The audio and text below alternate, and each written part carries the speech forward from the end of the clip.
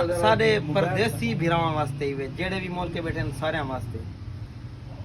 ਅਸਾਏ ਤੇ ਮਨਾ ਮਣੇ ਅੱਜ ਢੋਲੇ ਦੇਨਾ ਬੱਕੇ ਲਾਵਣੀ ਤੇ ਲਾਵਣੀ ਢੋਲੇ ਦੇ ਨਾਲ ਅਸਾਏ ਤੇ ਮਨਾ ਮਣੇ ਅੱਜ